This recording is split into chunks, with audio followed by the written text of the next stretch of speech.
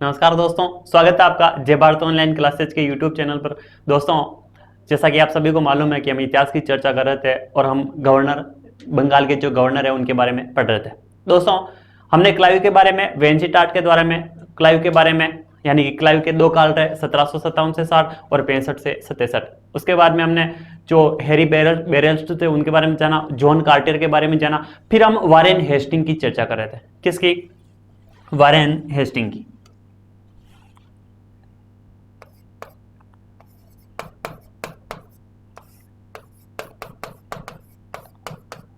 Warren Hasting.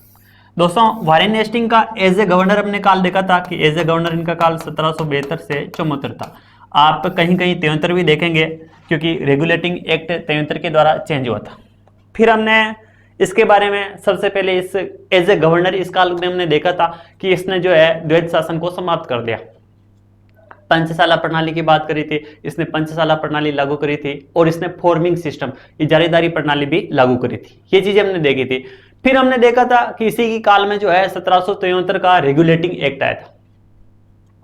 हमने इसके बाद टॉपिक से हट के थोड़ा एक टॉपिक और जोड़ दिया था, संवैधानिक विकास, जिसमें हम एक्ट के बारे में पढ़ेंगे।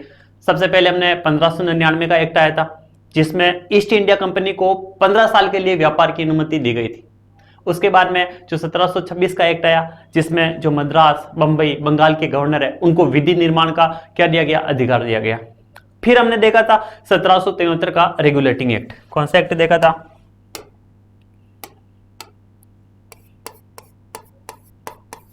1773 का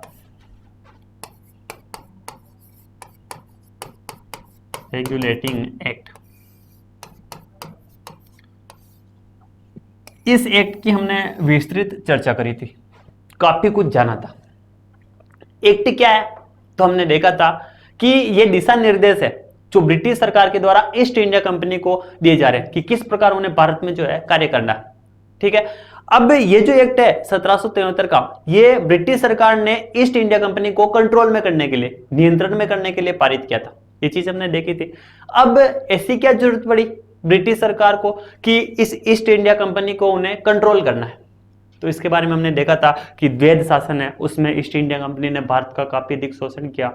जो ईस्ट इंडिया कंपनी के कर्मचारी थे वो काफी अधिक मात्रा में जो धन है वो भारत से ब्रिटेन भेज रहे थे, जिससे जो ब्रिटेन के राजनेता थे, अधिकारी थे, व्यापारी थे, उनको ईर्ष्या हो गई।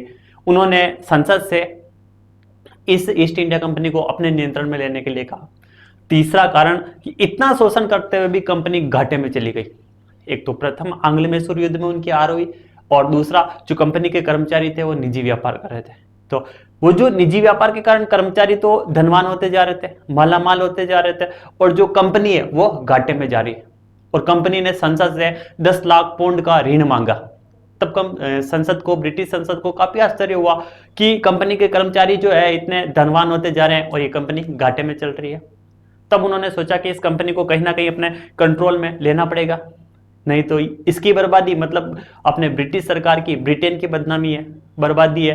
तो उन्होंने क्या किया? इस कंपनी को कंट्रोल में लेने के लिए, नियंत्रण में लेने के लिए कौन सा एक्ट पारित किया था? 1773 का रेगुलेटिंग एक्ट पारित किया था। अब इस एक्ट की बहुत बातें हमने जानी थी, जैसे कि बंगाल के जो गवर्नर थे उसके पद को समाप्त करके गवर्नर जनरल का पद रखा गया। वारेन हेस्टिंग अंतिम गवर्नर कह सकते हो आप बंगाल के, और वारेन हेस्टिंग को आप बंगाल का प्रथम गवर्नर जनरल कह सकते हो। फिर जो बंबई, मद्रास के गवर्नर थे उनसे विदेश नीति के अधिकार लेकर, यानी कि युद्ध और शांति के अधिकार लेकर किसको दे दिए? बंगाल के गवर्नर जनरल को। सुप्रीम कोर्ट की स्थापना हुई इसी के तहत। बोर्ड ऑफ डायरेक्टर के जो कार्यकाल था 1 से बढ़ाकर 24 वर्ष कर दिया, 1 से बढ़ाकर 4 वर्ष कर दिया। तो ऐसे काफी सारे चेंजेस हमने देखे इस रेगुलेटिंग एक्ट में। ठीक है दोस्तों, फिर क्या होता है कि इस रेगुलेटिंग एक्ट में जो कमियां थी उसमें सुधार के लिए एक और एक्ट आया, जिसे आप जानते हैं 1781 का संशोधन अधिनियम। 1781 का संशोधन अधिनियम, इसे आप और क्या कह सकते हैं? इसे आप और कह सकते हैं act of settlement. Act of settlement. और क्या कह सकते हैं आप? एक और नाम है इसका जुडिकेचर, बंगाल का जुडिकेचर एक्ट।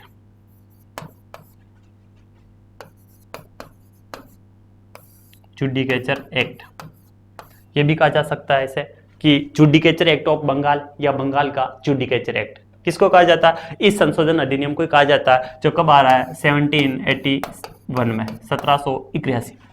ठीक है दोस्तों, तो इस एक्ट में क्या हुआ, किस लिए आया, उद्देश्य क्या था? तो आप उद्देश्य में आप ये कह सकते हो कि इसका उद्देश्य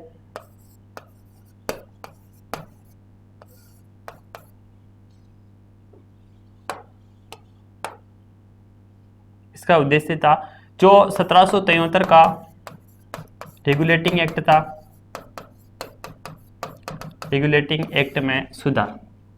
यानी कि जो 1773 के रेगुलेटिंग एक्ट में जो कमियां थी, उन कमियों को दूर करने के लिए, सुधार करने के लिए कौन सा एक्ट लाया जा रहा है? 1781 का संशोधन अधिनियम। उसमें संशोधन किया गया। क्या किया गया? संशोधन। इसे आप एक्ट ऑफ सेटलमेंट भी कह सकते हैं, इसे आप जुडिकेचर एक्ट ऑफ बंगाल भी कह सकते हैं, बंगाल का जुडिकेचर एक्ट।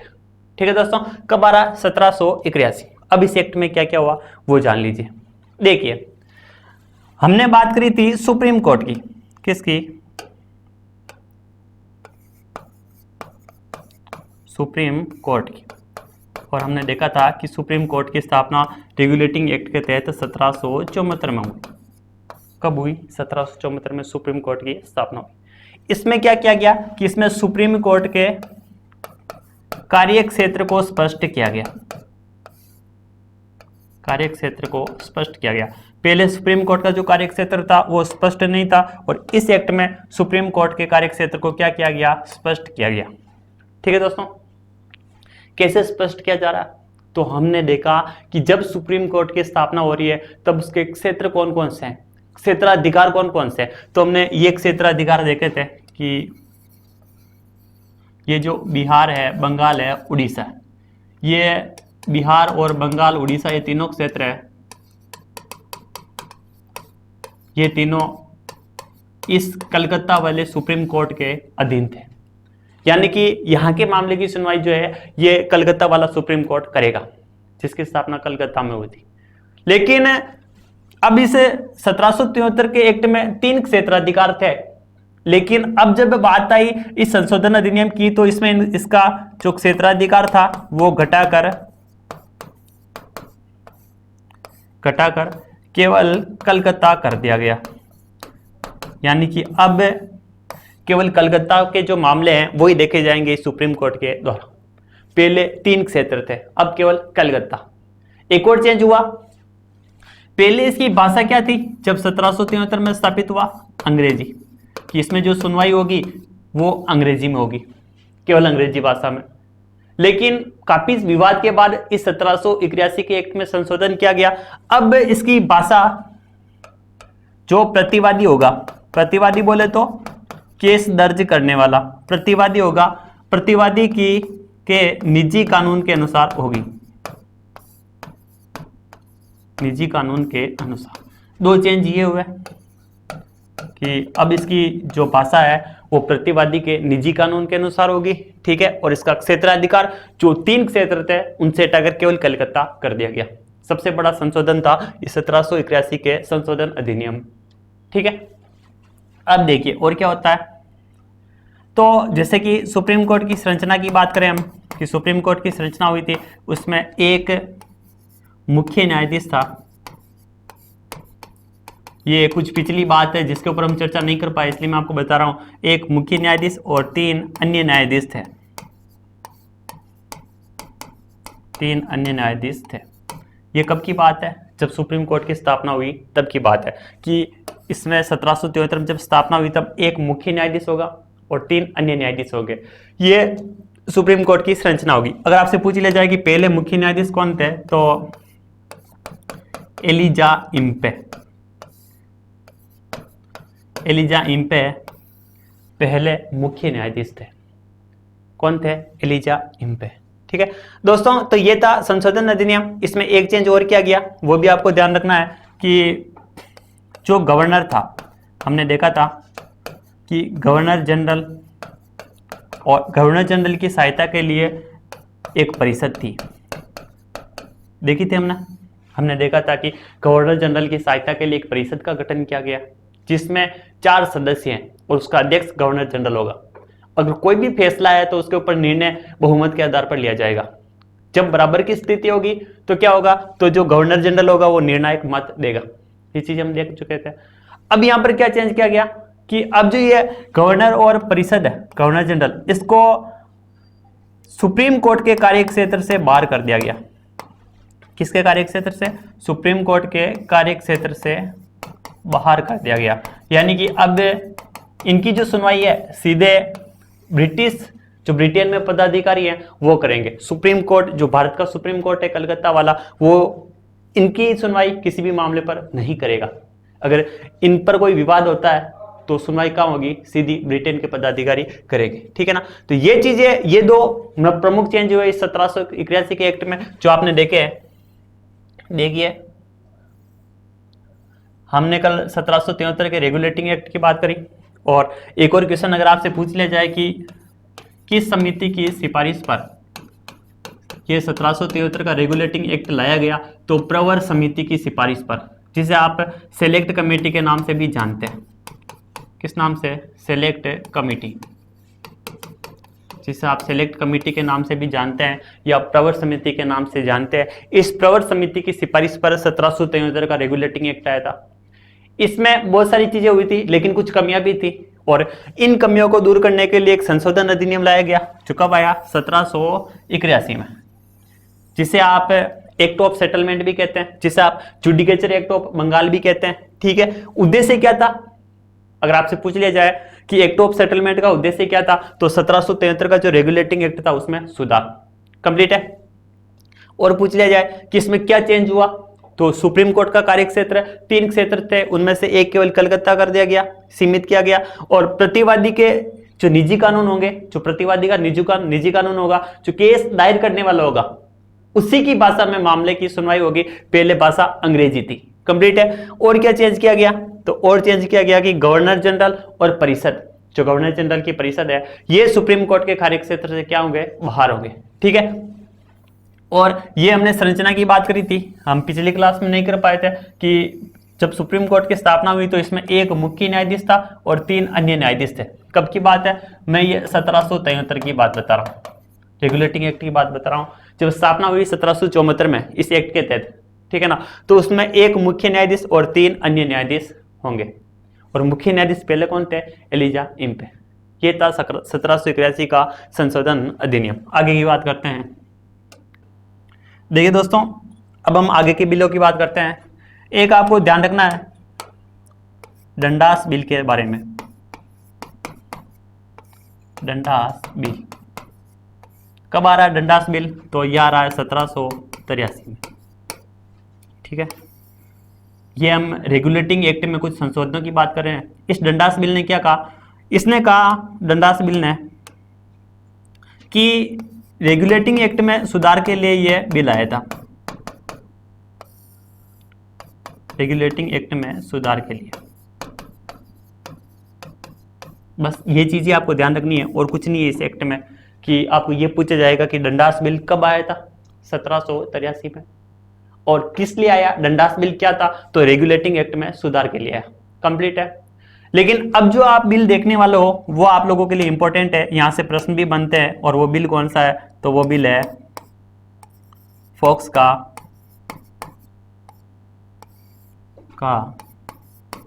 India bill.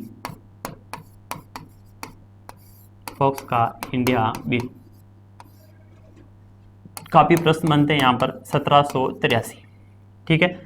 क्या ये बिल, इसमें क्या कहा जा रहा है? सबसे पहले तो आप ये देख लीजिए कि ये बिल जब आया था तब ब्रिटेन में सरकार किसकी थी? तो ब्रिटेन में सरकार थी एक तो फोक्स की और फोक्स व नॉर्थ। दो व्यक्ति जो है इस सरकार का नेतृत्व कर रहे हैं और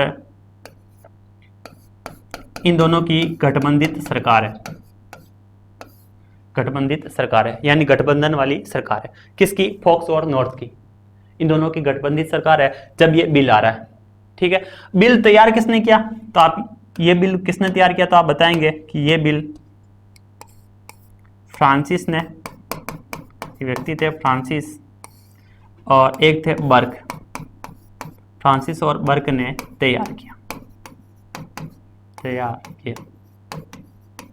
ठीक है, यानी कि जब ब्रिटेन की सरकार फोक्स और नॉर्थ के नेतृत्व में चल रही है, गठबंधित सरकार है, दोनों मिलकर मिलीजुली सरकार चला रहे हैं, उस समय ये बिल आ रहा है फोक्स का इंडिया बिल, और कौन तैयार कर रहे हैं, फ्रांसिस और बर्क तैयार करें। क्या इस बिल में क्या कहा, इस बिल में कहा कि सबसे पहले तो आप कंपनी को समाप्त करो। इस बिल में कहा गया, इन्होंने कहा कि ईस्ट इंडिया कंपनी को क्या कर दो, समाप्त कर दो, ईस्ट इंडिया कंपनी को बिल्कुल ही समाप्त कर दो, और शासन जो है, भारत का जो शासन है वो ब्रिटिश संसद के अधीन ले लिया जाए। किसका अधीन, ब्रिटिश संसद के अधीन, और ईस्ट इंडिया कंपनी को क्या कर दिया जाए, समाप्त। पहली सिफारिश तो इनकी ये थी इस बिल में। दूसरी सिफारिश क्या थी, तो फिर भारत का शासन कैसे चलाया जाएगा, तो इन्होंने कहा कि एक 7 सदस्यीय बोर्ड का गठन हो। किसका, 7 सदस्यीय बोर्ड का गठन हो। ये 7 सदस्य हैं, कहा कि ये 7 सदस्य कमिश्नर होंगे। क्या होंगे, कमिश्नर, और इन कमिश्नरों को आप सारे राजनीतिक अधिकार दे दो। कौन से अधिकार, राजनीतिक अधिकार। कंप्लीट है दोस्तों, यानी कहा जा रहा है कि ये जो 7 सदस्यीय बोर्ड है, ये 7 कमिश्नर होंगे, इनको सारे राजनीतिक अधिकार दे दो। भारत के राजनीतिक अधिकार बोले तो इसमें युद्ध, शांति और राजस्व, प्रशासन चलाने संबंधी अधिकार, वो राजनीतिक अधिकार है जिसमें युद्ध, शांति यानी कि संधियों की बात होगी, जो संधि वाले अधिकार है ये भी इस बोर्ड के पास में होंगे, युद्ध के अधिकार भी इस बोर्ड के पास में, और राजस्व वसूलने के अधिकार भी इस बोर्ड के पास में होंगे। ठीक है, और एक और इन्हीं 7 जो कमिश्नर है, इनके अधीन 9 उपनिदेशकों की नियुक्ति। किसकी, 9 उपनिदेशकों की नियुक्ति करो। ये कह रहे हैं कि इनके अधीन 9 उपनिदेशकों की नियुक्ति, और ये जो उपनिदेशक है इनको आप व्यापारिक अधिकार दे दो, यानी कि भारत में व्यापार करने के अधिकार, व्यापारिक अधिकार इन उपनिदेशकों को दे दिए जाए। यह सलाह थी, यह सिफारिश थी इस फोक्स के इंडिया बिल की। इस बिल की क्या सिफारिश है, यह कह रहा है कि आप ईस्ट इंडिया कंपनी को समाप्त कर दो, जो भारत की सत्ता है वो ब्रिटिश संसद के अधीन होनी चाहिए। ठीक है, और राजनीतिक अधिकार किसके लिए, तो इन्होंने कहा कि एक 7 सदस्यीय बोर्ड बनाओ आप, और ये 7 सदस्य 7 कमिश्नर होंगे, और इनको सारे राजनीतिक अधिकार दो आप, यानी कि ये राजनीति संबंधी, युद्ध से संबंधित, संधि से संबंधित, राजस्व वसूलने वाले कार्य, ये सब इस 7 सदस्यीय बोर्ड को दे दिए जाए। और जो व्यापार करने का काम है, जो भी व्यापार करने का काम, वो किसको दे दिया जाए, इनके अधीन 9 उपनिदेशक हो। ये किसके अधीन होंगे, तो ये 7 इन कमिश्नरों के अधीन होंगे।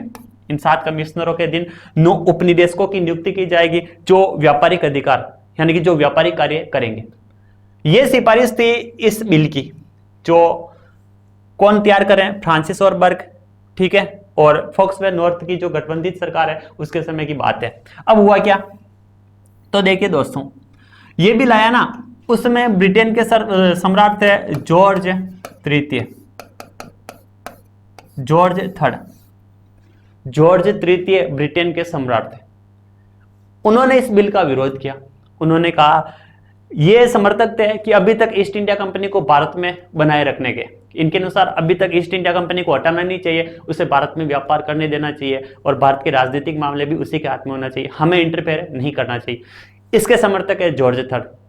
फिर भी बिल पेश करने की हिम्मत की गई, और बिल पेश किया फोक्स ने। किसने, फोक्स ने। जब फोक्स ने बिल पेश किया तो सबसे पहले तो हाउस ऑफ कॉमन में पेश हुआ। हाउस ऑफ कॉमन, जो ब्रिटिशर्स का निचला सदन जिसे हम बोलते हैं, हाउस ऑफ कॉमन, इसमें पेश हुआ तो इसमें तो पारित हो गया। बहुमत की आवश्यकता होती है। और जब ये बिल हाउस ऑफ लॉर्ड्स में रखा गया, जो उच्चला सदन होता है, यानी कि ये निचला सदन है हाउस ऑफ कॉमन, जो उच्च सदन है वो हाउस ऑफ लॉर्ड्स है। ठीक है, तो जब हाउस ऑफ लॉर्ड्स में इस बिल को रखा गया, हाउस ऑफ लॉर्ड्स में रखा गया, इसमें यह पारित नहीं हुआ। पारित नहीं हुआ, बहुमत नहीं मिला इस बिल को। और जब इस बिल को जॉर्ज थर्ड के कारण इस हाउस ऑफ लॉर्ड्स में बहुमत नहीं मिला, पारित नहीं हुआ, तो ये जो फॉक्स और नॉर्थ की सरकार थी, ये सरकार गिर गई और इनको क्या देना पड़ा, फॉक्स और नॉर्थ को त्यागपत्र देना पड़ा, यानी कि सरकार ही गिर गई इस बिल के कारण। अब इंपॉर्टेंट बात यह है कि ये इतिहास की पहली घटना है और आखिरी घटना है, यानी आप नोट डाल के ये देख सकते हो कि इतिहास में ऐसा पहली बार हुआ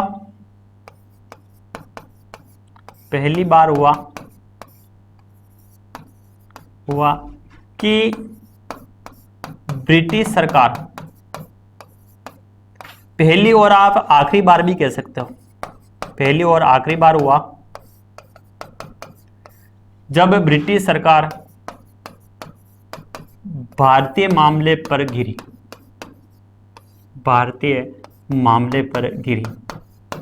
बाकी ऐसा इतिहास में कभी नहीं हुआ कि ब्रिटिश सरकार भारतीय मामले के कारण गिरी हो। लेकिन जब ये बिल ये बिल फॉक्स का इंडिया बिल था, ये बिल जब हाउस ऑफ लॉर्ड्स में रखा गया, हाउस ऑफ कॉमन्स में जो निम्न सदन था, जो निचला सदन था, वहां पर तो पारित हो गया, लेकिन जब उच्च सदन में रखा गया इस बिल को, तो वहां पर ये पारित नहीं हुआ। और पारित नहीं होने से जो ये फॉक्स और नॉर्थ की जो सरकार थी, वो सरकार ही गिर गई, ठीक है। और सरकार के गिरने के बाद इन दोनों को त्यागपत्र देना पड़ा। और ये इतिहास में पहली बार हुआ ऐसा जब किसी भारतीय मामले के कारण ब्रिटिश सरकार गिरी हो, बाकी ऐसा इतिहास में कभी नहीं हुआ, ठीक है ना, पहली बार और आखिरी बार। तो ये हम बात की फॉक्स के इंडिया बिल की, जो आप ध्यान रखेंगे कि इसमें हमने क्या देखा, इसमें हमने सर्वप्रथम देखा कि ये बिल किसके समय ला रहा है, तो उस समय सरकार कौन है, तो सरकार किसकी है, तो फॉक्स और नॉर्थ की गठबंधन सरकार, कंप्लीट है। फिर हमने देखी कि फ्रांसिस और बर्क ने इस बिल को तैयार किया था, कि फॉक्स का जो इंडिया बिल था उसे किसने तैयार किया, फ्रांसिस और बर्क ने तैयार किया, ठीक है ना। और बात करें तो इस बिल की सिफारिशें क्या थी, 3 प्रमुख सिफारिशें। पहली तो कंपनी को समाप्त कर दो, ईस्ट इंडिया कंपनी को, जो भारतीय सत्ता है वो सीधी किसके अधीन लेके आ जाओ आप, ब्रिटिश संसद के अधीन। फिर इन्होंने कहा कि एक 7 सदस्यीय बोर्ड का गठन हो, ये 7 सदस्य 7 कमिश्नर होंगे जिन्हें आप राजनीतिक अधिकार दे दो, ठीक है। और क्या कहा कि इनके अधीन ही, जो ये 7 कमिश्नर होंगे, इनके अधीन ही 9 उपनिदेशक होने चाहिए। कितने, कि 9 उपनिदेशकों की नियुक्ति हो जिन्हें व्यापारिक कार्य दिया जाए, यानी व्यापारिक अधिकार दिया जाए, ठीक है ना। इस प्रकार की सिफारिश थी। लेकिन जो ब्रिटेन के सम्राट थे जॉर्ज तृतीय, वो ईस्ट इंडिया कंपनी के समर्थन में थे। उन्होंने कहा कि अभी तक ईस्ट इंडिया कंपनी को भारत में बने रहने देना चाहिए, ठीक है ना।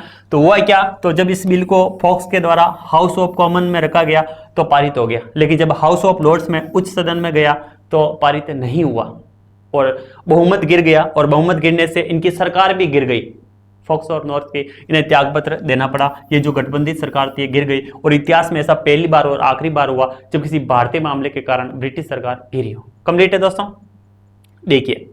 तो ये अब यहां से हम ये चर्चा, ये दोनों बिल मैंने आपको इसलिए बताया क्योंकि हम रेगुलेटिंग एक्ट के साथ जोड़ रहे हैं, ठीक है। लेकिन अब हमें चर्चा करनी है गवर्नर जनरलों की। अभी हमने चर्चा किस पर कर ली, तो अभी पर हमने चर्चा कर ली है बंगाल के गवर्नर, हमने पढ़ लिए। क्या पढ़ लिए, बंगाल के गवर्नर, यानी कि बंगाल के गवर्नर हमने पढ़ लिए। अब हमें क्या पढ़ने, बंगाल के गवर्नर जनरल पढ़ने, ठीक है ना। और एज ए गवर्नर हमने वारेन हेस्टिंग का काल देखा था 1772 से 74। और 1772 से 74 में क्या क्या घटनाएं हुई वारेन हेस्टिंग के काल में, वो हमने देख ली। हालांकि ये जो दोनों बिल देखे हमने, डंडास बिल देखा, फॉक्स का इंडिया बिल देखा, ये 1781 और 83 में आ रहे हैं, सॉरी 1783 में आ रहे हैं। और जो संशोधन अधिनियम था वो 1781 में आ रहा है। ये बिल बाद में आ रहे हैं, लेकिन ये बिल इनसे कनेक्ट होने के कारण, रेगुलेटिंग एक्ट से कनेक्ट होने के कारण हमने पहले देख लिया। अब हम जो वारेन हेस्टिंग का दूसरा काल है एज ए गवर्नर जनरल, वो देखेंगे। और अब हमें पढ़ने हैं बंगाल के गवर्नर जनरल। आपके सामने क्वेश्चन ये होगा कि बंगाल के गवर्नर के पद को हटाकर गवर्नर जनरल का पद कब किया गया, तो 1773 के रेगुलेटिंग एक्ट में। बंगाल के अंतिम गवर्नर वारेन हेस्टिंग, बंगाल के प्रथम governor general Warren Hastings. Complete है। अब देखिए हम बात करेंगे बंगाल के गवर्नर जनरल की, ठीक है दोस्तों। तो ये प्रमुख बंगाल के गवर्नर जनरल है। सबसे पहले वारेन हेस्टिंग रहेंगे 1774 से 85। Warren Hastings as a governor भी रह चुके हैं 1772 से 74। ठीक है। लॉर्ड कार्नवालिस रहेंगे फिर 1786 से 93 तक। उसके बाद में जॉन सॉर रहेंगे 1793 से 98 तक। फिर लॉर्ड वेलेजली 1798 से 1805, सहायक संधियां इंपॉर्टेंट है। फिर जॉर्ज बार्लो रहेंगे 1805 से 7 तक। और फिर बाद में लॉर्ड मिंटो प्रथम रहेंगे 1807 से 13 तक। फिर हेस्टिंग वापस आएंगे 1813 से 23 तक। और फिर लॉर्ड एमर्स्ट रहेंगे 1823 से 28 तक। फिर विलियम बेंटिंग रहेंगे 1828 से 33 तक। ठीक है ना। तो ये प्रमुख गवर्नर जनरल है जिनके बारे में हमें देखना है। आप ट्रिक से ध्यान रख सकते हो कि हंसकर कान में शोर करने वाले बेल को बार्लो ने मिनटों में स्टिंग करके एमर्स्ट के बेड से पीटा।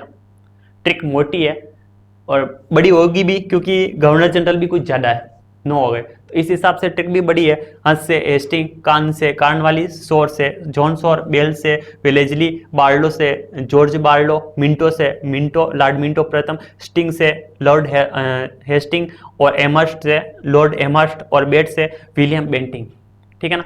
ये प्रमुख गवर्नर जनरल है जिनके बारे में आपको ध्यान रखना है। कंप्लीट है दोस्तों। अगर आप स्क्रीनशॉट लेना चाहें तो ले सकते हैं बंगाल के गवर्नर जनरल। ठीक है, बात करते हैं आगे की। अब बंगाल के प्रथम गवर्नर जनरल कौन है? तो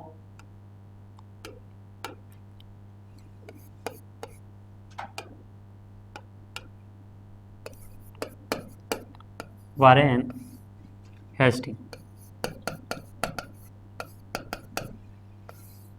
Warren Hastings, Warren Hastings as a governor भी रह चुके हैं। अब इनका कार्यकाल देखेंगे हम एज ए गवर्नर जनरल 1774 से 1785 रहेंगे आप गवर्नर जनरल। ठीक है। क्या क्या कार्य किए?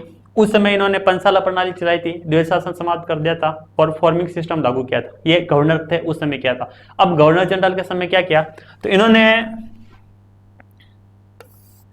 1781 में, कब है? 1781 में कलकत्ता में, कहां पर? कलकत्ता में मदरसे की स्थापना की। किसकी स्थापना करी? मदरसे की, या आप कह सकते हैं मदरसा। भारत का प्रथम मदरसा था ये। अगर आपसे पूछ लिया जाए कि भारत के प्रथम मदरसे की स्थापना कहां हुई? कलकत्ता में। कब हुई? 1781 में। किसने करी? वारेन हेस्टिंग ने। तीनों इंपॉर्टेंट क्वेश्चन आप लोगों के लिए। तो ये भारत का प्रथम मदरसा है। ठीक है। तो इन्होंने 1781 में कलकत्ता में, कहां पर? कलकत्ता में मदरसे की स्थापना करी। और मदरसा क्या होता है? तो मुस्लिम शिक्षा का केंद्र। ठीक है ना, मुस्लिम शिक्षा का केंद्र। और मुस्लिम शिक्षा के लिए इन्होंने मदरसे की स्थापना करी। कब? 1781। ठीक है। तो ये इंपॉर्टेंट चीज आप ध्यान रखना, ये भारत का प्रथम मदरसा था। और किसकी स्थापना करी? तो और एशियाटिक सोसाइटी की स्थापना इन्हीं के समय हुई। इन्होंने करी नहीं, इन्हीं के समय हुई थी एशियाटिक सोसाइटी। और एशियाटिक सोसाइटी की स्थापना कब हुई? तो 1784 में। कब हुई? 1784 में। अब इसमें आपको 2-3 बातें ध्यान रखनी है, कुछ थ्योरिकल चीज है। जैसे इसका संस्थापक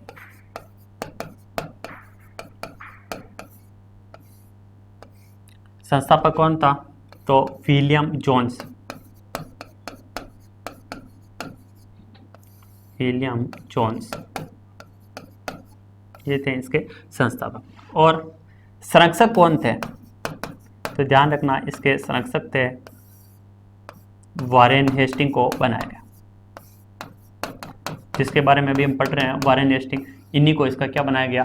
संरक्षक बनाया गया। ठीक है। तो एशियाटिक सोसाइटी कब स्थापित हो रही है? 1784 में। संस्थापक कौन है? विलियम जोन्स है। ठीक है। और संरक्षक कौन है? वारेन हेस्टिंग है। अब उद्देश्य क्या था इसका?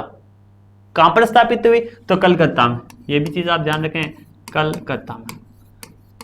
प्रथम मदरसा भी कलकत्ता में स्थापित हो रहा है वारेन हेस्टिंग के काल में। और एशियाटिक सोसाइटी भी कलकत्ता में स्थापित हो रही है। कौन कर रहे हैं? संस्थापक कौन है? तो विलियम जोन्स है। किसके समय हुई? वारेन हेस्टिंग के समय। और संरक्षक कौन है? Warren Hastings. उद्देश्य देख लीजिए, उद्देश्य क्या है?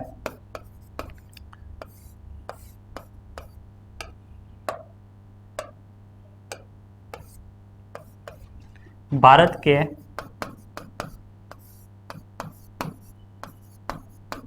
भारत के अतीत का अध्ययन करना,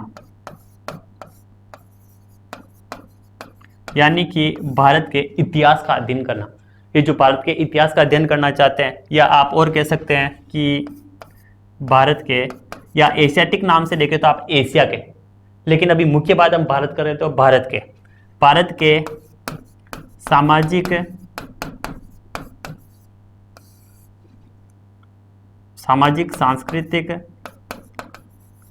व सांस्कृतिक इतिहास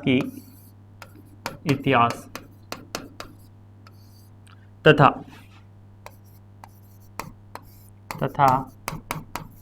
साहित्य की खोज, ठीक है ना। एक उद्देश्य भारत के अतीत का अध्ययन करना, या आप ये भी कह सकते हैं कि जो भारत का सामाजिक जीवन है, भारतीय समाज है प्राचीन, जो प्राचीन भारतीय संस्कृति थी, ठीक है ना, और जो भारत के साहित्य थे, पुराव जो भी लेख है, शिलालेख है, जो भी पुरावशेष है, उन सभी का अध्ययन करना, उन सभी की खोज करना, इस एशियाटिक सोसाइटी का मुख्य उद्देश्य था, ठीक है। और एक काम इन्होंने ये भी किया कि एक इनका उद्देश्य ये भी था कि भारत के प्राचीन ग्रंथों का यूरोपियन भाषा में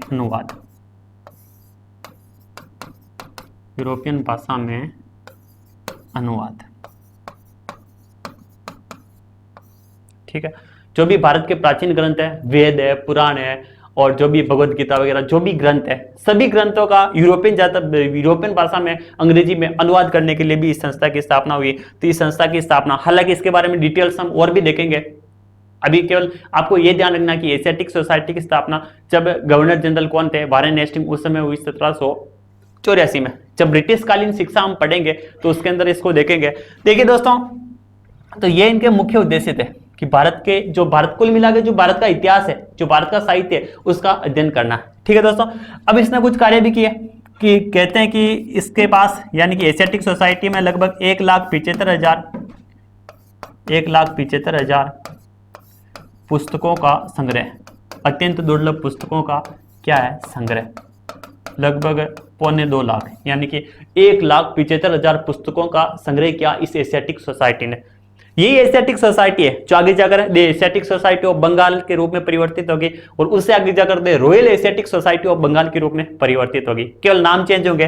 तो इसका उद्देश्य है कुल मिला के जो भारत का जो प्राचीन इतिहास है, जो साहित्य है, जो संस्कृति है, उसका अध्ययन करना है। और इसने हमारे इतिहास को संगठित करने में काफी ज्यादा भूमिका निभाई है, ठीक है ना। काफी इंपॉर्टेंट संस्था है, और इसने कुछ अनुवाद भी किए जो हमें वैसे ब्रिटिश कालीन शिक्षा में देखनी है। अगर आप देखें तो जैसे कि भगवत गीता था, अपनी जो भगवत गीता है, भगवत गीता का अनुवाद भी इसी संस्था ने किया।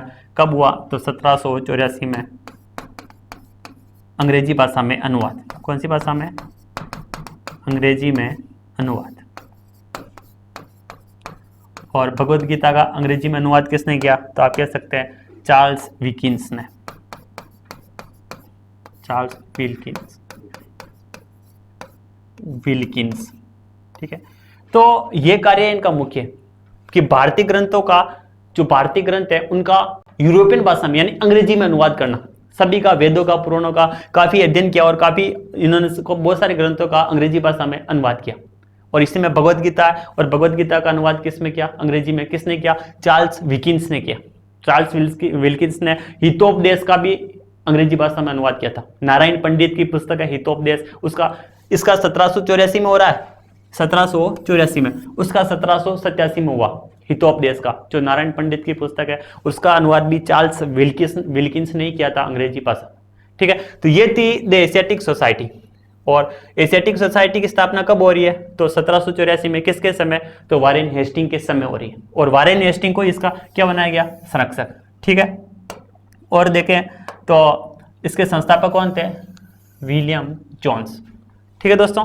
उद्देश्य क्या है? भारत की संस्कृति का, प्राचीन संस्कृति का अध्ययन करना। ये कुछ इंपॉर्टेंट बातें थी। और प्रथम मदरसा भी वारेन हेस्टिंग ने स्थापित किया कलकत्ता में, ठीक है ना, मुस्लिम शिक्षा के लिए 1781। तो दोस्तों आज हम गवर्नर जनरल पर आ चुके हैं। अब हम बंगाल के गवर्नर जनरल पढ़ेंगे। क्या पढ़ेंगे? बंगाल के गवर्नर जनरल, और कुछ एक्ट भी देखेंगे, जैसे कलम 1784 का जो पिट्स इंडिया एक्ट था उसके बारे में बात करेंगे। तो दोस्तों अगर ये आपको क्लास पसंद आई हो तो अपने उन दोस्तों को, अपने उन साथियों को जरूर शेयर करें जो प्रतियोगी परीक्षाओं की तैयारी कर रहे हैं। और ये टॉपिक कहीं ना कहीं दूसरे टॉपिकों से रिलेटेड है, तो ये आप लोगों के लिए बहुत इंपॉर्टेंट होगा। तो आज के लिए इतना ही, तब तक के लिए नमस्कार, जय हिंद, जय भारत।